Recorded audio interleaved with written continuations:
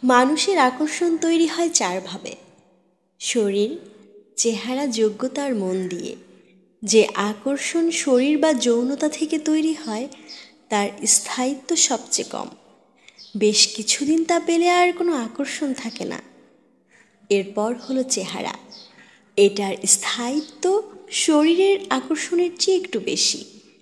তবে চেহারা সুন্দর হলে আর সঙ্গী বিশ্বাসী হলে তার প্রতি আকর্ষণ থেকেই যায়। বেশিরভাগ আকর্ষণ হয় চেহারা বা রূপকেন্দ্রিক। এরপর টেকসই হয় যোগ্যতার আকর্ষণ। মানুষের যোগ্যতাও এক ধরনের সৌন্দর্য।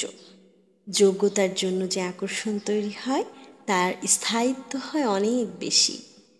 সবচেয়ে বেশি টেকসই হয় মানবকেন্দ্রিক, মনকেন্দ্রিক আকর্ষণ।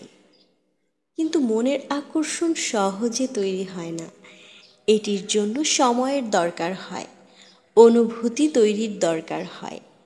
এটি যেমন ধীরে ধীরে তৈরি হয়, তেমনি এটির স্থায়িত্বও সবচেয়ে বেশি।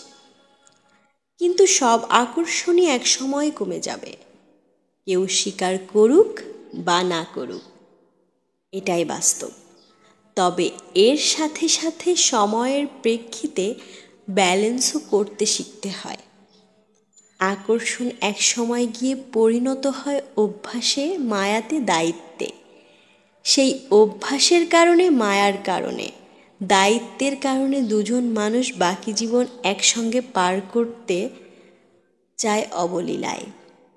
এই আকর্ষণ, অভ্যাস, মায়া, দায়িত্ব সবগুলো মিলেই একসাথে তৈরি হয় প্রকৃত ভালোবাসা।